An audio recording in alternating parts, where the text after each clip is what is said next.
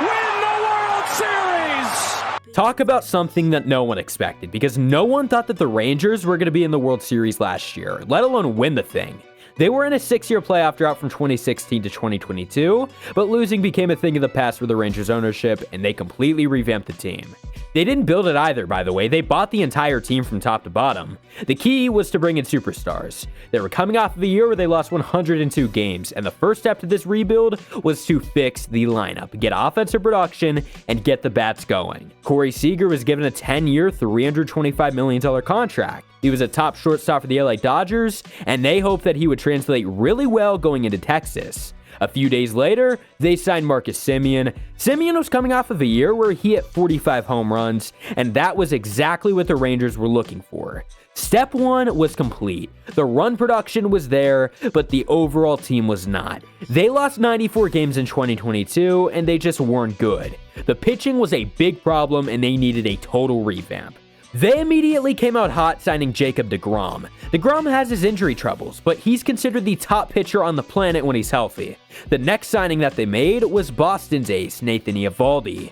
These two alone were going to be transforming this rotation into one of the best in all of baseball. That's at least what we thought, right? But early on, Jacob deGrom got injured and was out for the entire year. Suddenly, the rotation was an area of need for the Rangers, and they addressed it completely. At the trade deadline, they were competitive. They went in and they brought in Max Scherzer from the Mets. He had struggled in the first half with the Mets, but they hoped to somehow turn him around. And then they traded for Jordan Montgomery from the Cardinals. This was when things began to change for Texas. And at the end of the regular season, they might have been struggling. Eovaldi was coming back from an injury and Max Scherzer was out for the year. I mean, we all expected the Rangers to be a first-round exit and get eliminated by Tampa Bay. But it just didn't happen. They didn't get eliminated, and instead they won. They swept the Rays, and then they swept the 100-win Baltimore Orioles. That was the moment that people began to actually take this team seriously. We realized that they have star power, and they were showing it right there. They still had one big challenge, and that was the Houston Astros, the team that had an unbelievable amount of playoff experience and was a division rival. The Rangers won the series 4-3 and were on to the World Series. And shocker, they won it too. Buying a team actually worked for once. I feel like we never hear a story of it actually working, but it did with the Rangers. But there was still one big problem.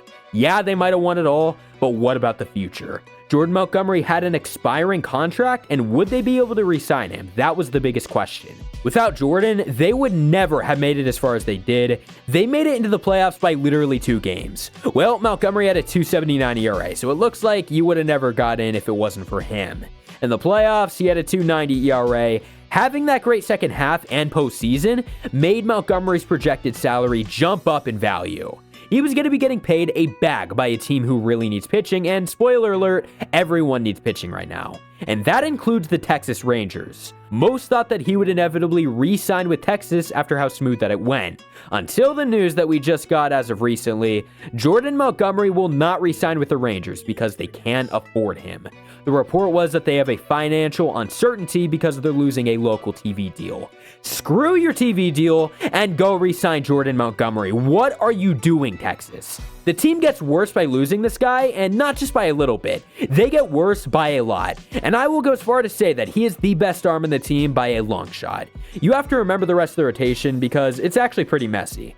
Ever since Max Scherzer left the Dodgers in 2021, his arm has been dead. Dave Roberts literally pitched his arm to death throughout the entire time he was there. The guy was 37 years old and was not given any breaks. After that, it became clear that his arm was fried, and he even said it himself. He said that his arm was dead because of the LA Dodgers. Either way, he went on to sign a big 3-year contract with the New York Mets. And not too long after that, he had a pretty good first year, but the second year, it was a little bit iffy. He wasn't pitching well, and he got traded to Texas. He pitched 8 starts with them, and his arm went dead yet again. He made it back for playoff time, but it doesn't mean that he was any good. He had a 6 ERA, and he was just not a positive factor at all.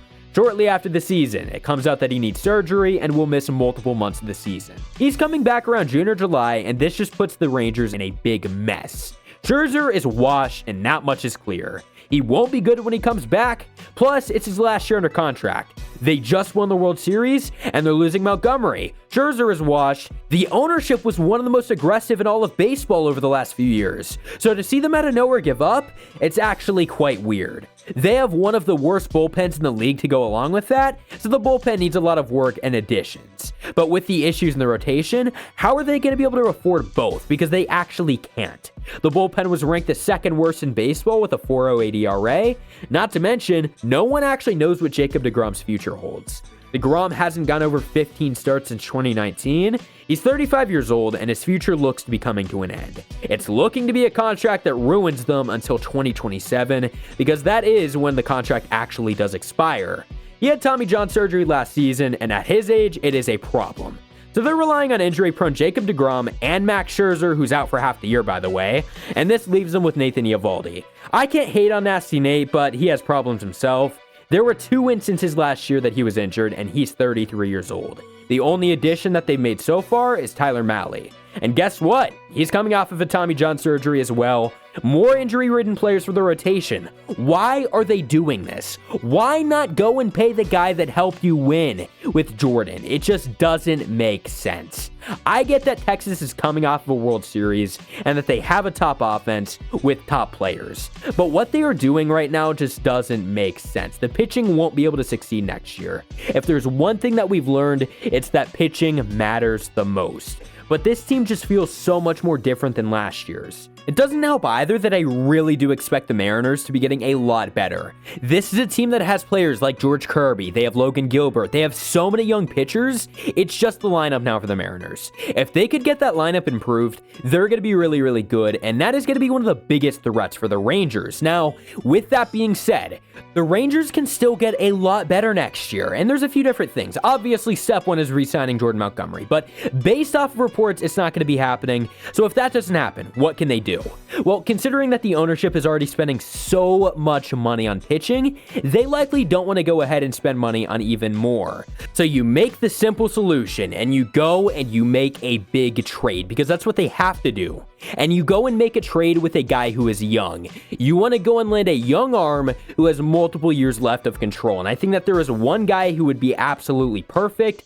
That is Jesus Luzardo. Now, I'm not sure if this could happen, but they have the farm system. So, I mean, technically it could. He's 26 years old, and he's under contract until the end of 2027.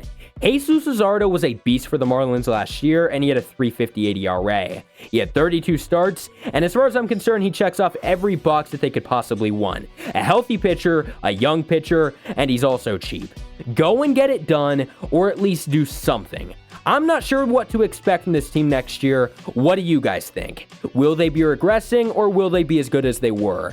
Anyways, I hope you guys enjoyed. Subscribe if you haven't already, and peace out.